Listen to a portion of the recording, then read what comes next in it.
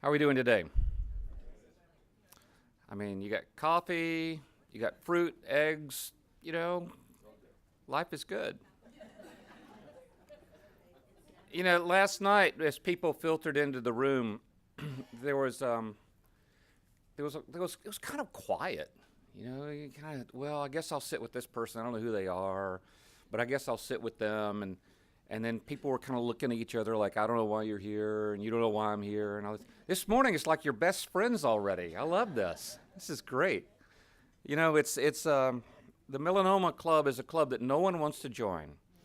But if you have to be in that group, it's great to have a club around you. It makes a big difference. So thank you for being here. And we probably have a few new faces who weren't able to be here last night. We had a great session last evening, but we have good things going on today. Before we start, I wanted to introduce somebody who's not in the room. Here's what we can do. I can introduce this person. When he walks in, we can all just like boo or something. I don't know. I better not do that because it's the chair of our board of directors.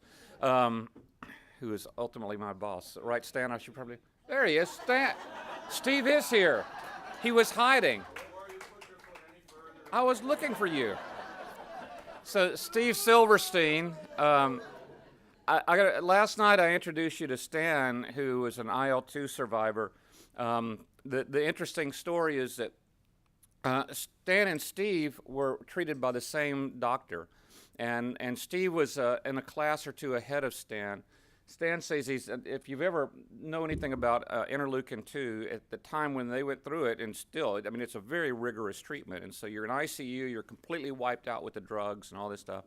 Stan's laying in the hospital bed, and he's just completely out of it. He looks up, and there's this guy standing over him he's never seen before, and it's Steve. And Steve said, Dr. Kaufman told me I should come by and talk to you because just a couple of years ago I was lying right where you're lying. And now here he's standing there, he's looking healthy, he's looking good, and Stan says, you know what, maybe I can make it through this thing and it'll be all right. And so this is the kind of thing that... There goes your story. Oh, you were going to tell this story? I'm sorry. Can you make up another one, Stan? Stan's creative, he can make up another one. Sorry about that, I stole your thunder.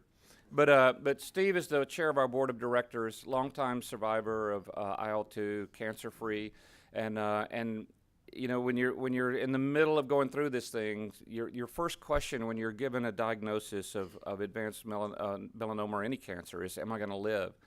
I can tell you that Steve's daughters were young teenagers at the time he was diagnosed, and this next year, both of them are getting married. And he's gotten to see them finish up school and college and start their own life on their own. So it's not a bad thing, not a bad thing. So we're glad to have Steve with us. We have I didn't say last night, and it's on some of our material that we do these things because they're really important. But it costs money to do these things, and we get support. And from different places to make these things possible. And the group that supported us for this event is a company that some of you will know, BMS or Bristol Myers Squibb. So we appreciate their grant. We said, look, there's something we need to do to build a collection of people who are responding to immunotherapy or involved in immunotherapy. They said, yeah, I think that's a great thing to do, and they provided us funding. We have some people from BMS here. So Christine is here. Edna, we didn't actually meet. Your name's Edna, did I get that right? And was there somebody else, or no? Just the two of you? Okay. So thank you for making this possible. We appreciate that. And the way these companies do this is they say, look, we feel like this is a great idea. Here's the funding. You can do what you need to do. And they give us complete control to do whatever we feel like is best for patients, and which is a good thing. Let's see, logistics, any other logistics things we need to say? I don't think so. Let me just say a couple of things about what's going to happen today. What we wanted to do in this session is two things. We wanted to help you and we wanted to use you, okay? So complete transparency here. The helping part is to provide you with information you may not previously have had. and to provide you with connections to other patients that you might not previously have had. But what we've seen, and I've seen it actually even this morning, is the power of sharing your story. And how important that is for other people to hear the stories of what you are going through and what you have experienced and what you have learned along the way.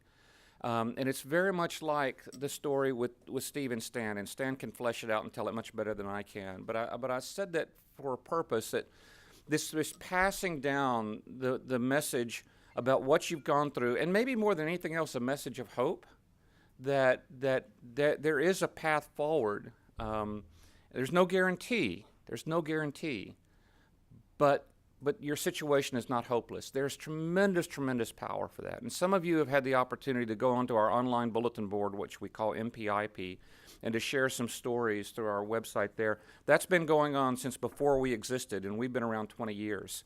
Our bulletin board pre-existed us, and it's a tremendous power of telling stories. So what we want to do is give you information, but also have the opportunity for you to hear the stories of some other patients, and then have someone at the very end of the day who understands how to tell medical stories to do some training and to talk to you about how to tell your story.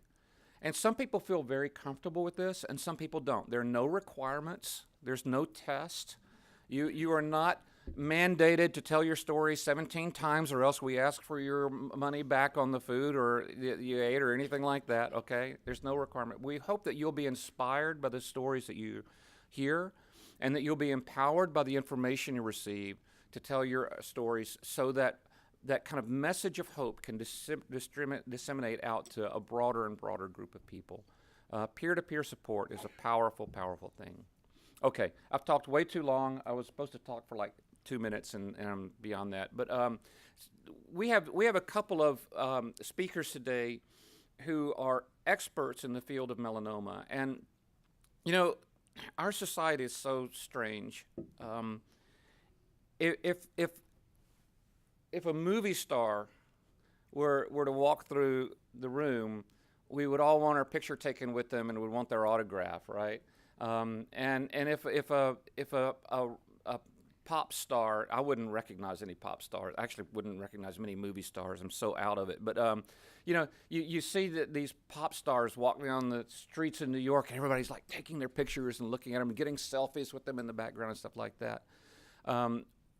What we have with us today are two people who, if they had the similar level of accomplishment in the entertainment industry, would be surrounded by paparazzi.